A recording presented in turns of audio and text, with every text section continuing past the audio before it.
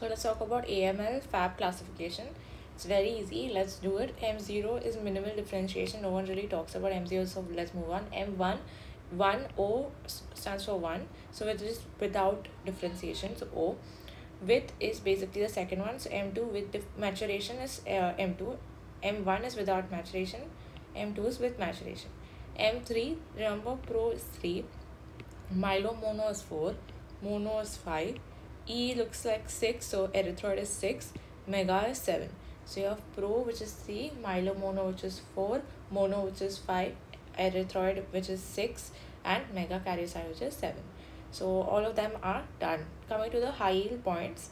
So remember, one high yield point is, let's have it M2 only. So M2 has the most common. Remember, M2 being the most common, because it is with maturation. Remember, 8 to 21 is where age group where most of the maturation should occur in a person. So 8 to 21. So 8 to 21. Next, you have to see with maturation M2, you see something because they are mature. Something which is very mature is chlorophyll. So chloroma, you can remember chloroma, which is present in this, and because it is so common, it is also having good prognosis. So we spoke about most common, we spoke about good prognosis, we spoke about chloroma, which is chlorophyll, which is basically most mature. Chloroma is also called as myeloblastoma. This is one question, myeloblastoma, and it has this Arbiscoff cells. So we spoke about two questions in one, which is chloroma, myeloblastoma, Arbiscoff cells.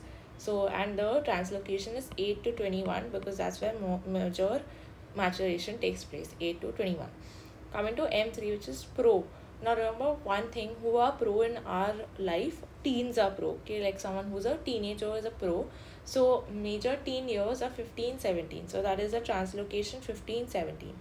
Teens are pro. And we also, teens, when they misbehave, there's a abuse for them, which is faggots. So that's the faggot cells are seen in this. Faggot cells are nothing but a lot of air rods. So remember, air rods are seen in this, air rods. And one thing you have to remember, pro is a 3-letter and it is also M3. And one more 3 thing which is as DIC. So remember, pro, 3 and DIC together. Pro, again, good prognosis. We also spoke about teens which are pro with rods and faggots, and DIC is there. One important thing is that you can use Atra for the treatment. Atra is nothing but retinoic acid, which we use in treatment of acne and all, also which we see in teens again.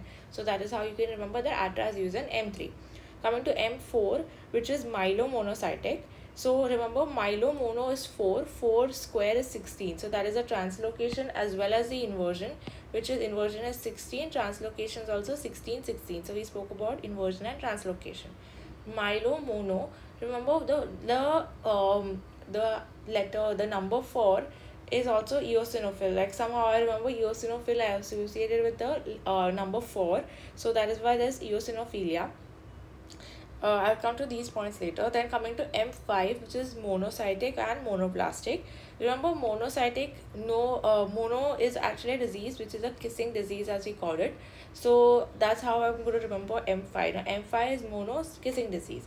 Now mono is when someone has mono, there's increased WBC count as well as there's fever. So that's like the mono syndrome, which is infectious mononucleosis. It is a kissing disease. So you can remember kissing. So gingival hyperplasia is there. So mouth and gingival hyperplasia. And because it's kissing is a sweet, it's a sweet habit. So that's why the syndrome was also called as a sweet syndrome. Now one thing you have to remember, that M4 and M5. M4 and M5, they are actually monocytes, myelomonocytes and monocytes. Monocytes have the tendency to migrate to places. So that is why you see something called as leukemia cutis also, which are basically like lesions on the skin, leukemia cutis. You also see gingival hyperplasia because they're going to migrate to the gums. And because M5 is pure monocytes, they also have the capability or the capacity to migrate to an organ. So that's the only one which is going to have organ infiltration is a mono. So O in mono, O for organ infiltration. Gingival hyperplasia is there in M4 and M5 both. Coming to M6, which is erythroid. Erythroid, the only 2 things you have to remember is that it is a poor prognosis. Along with that, you have to remember this syndrome called as the D. Guglielmo syndrome. D. Guglielmo syndrome. So you can remember G is also looking like an E, which is looking like a 6, which is actually which pretty poor. Coming to M7, which is megakaryocyte, 7 mega, the translocations are very big numbers, which is 41 and 61. 41 and 661. Mega, something which is mega is never going to be good, so it has a bad prognosis. Remember, two things about mega is that it is associated with Down syndrome, but if it is associated with Down syndrome, it has better prognosis. So Downs, M7 and mega karyocytes. And also remember that it can cause a lot of bone marrow fibrosis because there's a lot of PDGF. So that is one thing you have to remember. Bone marrow fibrosis is there in mega. So what are the things you have to remember in mega? Mega karyocyte is M7.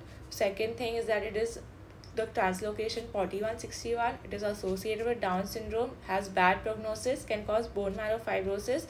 Along with that, because it has increased PDGF. Now, what are the ones which do not have MPO positivity, basically which are MPO negative, are all which are not basically neutrophils. So you have M1, which is obviously there's no maturation, so there will not be an MPO.